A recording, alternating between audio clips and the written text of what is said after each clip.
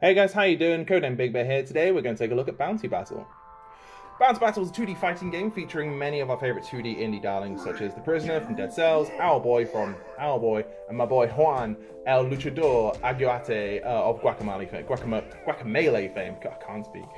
Not only does this game feature indie characters, it has a roster of its own that all look fantastic and have their own fighting styles for you to get to grips with.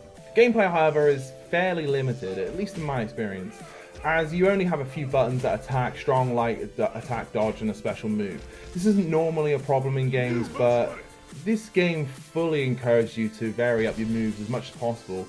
But I found myself using the same combos to take down enemies over and over, and it does this because it takes away points from you the more you spam the same buttons. So I kind of found myself doing the same button combinations to get my way through this game. This isn't to say that someone could find like real enjoyment out of this game. It is really competent at what it does, and I just found it very repetitive.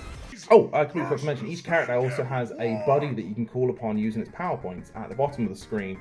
These vary from huge skulls to sentient chests, kind of like the one from Fable, your Chesty. They just kind of sit in the background causing damage where they can, and you can summon them to help you out throughout a battle, which is just nice to see. The AI tend to use these guys a lot, and they can be a pain in the backside, spamming you with hits and draining your health very, very quickly. It's actually can be quite infuriating. The game also kind of spams hits as well on you. There's points where you just can't get up, which isn't a problem. It might just be me playing this game being a bit rubbish at it, but yeah, I did find it really irritating, especially when I was just trying to get a simple mission out of the way. But then it's a bit of swings and roundabouts. You can do the same to the computers. Obviously fighting is part of this game. It is a 2D fighter after all, and there are several modes to kind of come with. But I don't have PS Plus, so I couldn't play it or take this online and check those ones out. So I'm sticking to solo because again, I don't have anyone to play this game with. Sticking to solo within this review. We have tournament mode, which is 5 stages of increasing difficulty, where if you don't die in the round, you unlock a sweet new costume for each stage you're on. It starts off with one character. The first one you start off with is Azelle, which is an archer. She's fairly weak. Her moves are a bit limited as well. Like I say, I found myself kind of juggling people up in the air and using her arrow moves once I jumped up in the air with them. But she can be awkward to control. She's not an amazing introductory character when it comes to Bounty Battle, but you literally have no choice to choose who you want to choose in tournament mode unless you beat the boss. I mean, for instance, with Azelle, I was facing against Juan and another character, I can't remember his name, sorry. But he just absolutely destroyed me. Juan just came in and just annihilated me, and I couldn't do anything because I couldn't work out the moves. I couldn't get anything close to him. Also because he did spawn his buddy as well, and that didn't help, and there was another character against me at the entire time. But even after this, once I got through the first couple of characters, because once you defeat the 5 stages, you beat a boss, and you unlock the boss as a playable character. That's really quite cool, but then I realized you can just skip the levels. You can skip to the boss, unlock that character, and then play on, unlock the next character, then you can go through and pick and choose your characters that you want to play as through the tournament modes. But obviously, it's intended that you go through stage 1 through 5 and do it that way, and this way you learn the characters, which personally I think is actually a really nice idea. But it felt quite limiting to begin with. This isn't the only mode, of course. There's another mode as well. But once you complete each stage, once you complete each of these 5 modes, you unlock a really awesome piece of art, and it's really, really cool. I promise you, it's worth it just to do that. As I said, tournament isn't the only mode there is. There's another mode called challenge mode, where you can actually pick any of the characters you want from the quite a large roster that they have as well. And it's essentially an endless battle. You fight everybody, and you keep going until you die, and then you have to start again, I believe. At least I did. I may have pressed the wrong button, I don't know. But yeah, it's a cool mode. You can choose all those characters that you want as well, which is really nice, especially when you got characters from games like Owlboy, like Dead Cells, and you've got some really, really cool character designs from the Bounty Battle people themselves.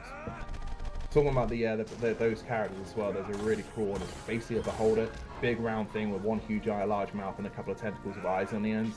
He was a wicked character to play as, and he's definitely the one I went back to and played with more of rather than the other characters themselves. Once I'd unlocked all the characters in tournament mode, I went back and did his first, and he gets some has some really cool skins as well. There's one which is kind of like neon and just kind of looks really evil. But visually, this game is really good looking. It's all 2D characters, and the 2D characters from 2D indie games as well. So they just kind of fit in this entire environment. It all makes sense to be there. But it's all hand-drawn from what I can tell, and the detail on these characters is just sweet. You got a character from Axiom Verge. You know, in that game, it's just a couple of little blocks. You know, you can't really see that much detail on him, but they've made him bigger and made sure you can see the waves in his hair and what he has on his shirts, for instance. And it just looks so cool. The visual style for this game is definitely something to come back to and keep on having a look, see what else comes up with. The different characters have different weapons. This is like a gnome guy. He ends up having a giant lollipop, or he has a mace. You know, I think it's called Olaf. But he has some really cool looking outfits and cool looking weapons. And then the artwork, like I said, for each of these characters, you could have a fully pixelated game be turned into this lovely hand-drawn version of this character. It makes me wonder if they actually took it from the concept art of the games originally, or they just kind of expanded on what they could actually see by blowing up the image. I don't know, but the artwork in this game is just phenomenal. It's definitely worth looking at. But overall, this game looks and plays just so well. It's a really cool game. Yeah, it looks brilliant, it sounds brilliant as well. Some of the crunchy noises you get in this game, yeah, it's quite fun. But you know, it plays very well as well. Like I say, it's very simple, and I ended up kind of spamming the same moves over and over again. But there's a whole side to this game where if you use your strong moves, you lose some of your power, your health. So you have to be careful what moves you are using. There's lots of tactics when it comes to that, which is definitely worth looking into. But I mean, this is a solid game. I was thinking, you know, maybe I'll just give it an average score, but no, it's going to be above average for me. It's going to be a 7 out of 10. Definitely worth looking into. If I was able to go online, that score may have changed, could have gone up, could have gone down, but I think right now, as a solo experience, if you just want to play and just kind of waste some time on a fighting game, yeah, I think a 7 is a good call for myself, to be honest. But guys, that was my look at Bounty Battle. Let us know what you think down below in the comments. Have you played this game? Do you like the art style? Do you like its fighting mechanics? You know, did you even like this game? You know, did you think the roster was very good? All that kind of thing. Let us know in the comments. That'd be great. Give us a like, share, subscribe, do all those things. It'd be really amazing. But most of all, don't forget to be nice to each other, yeah?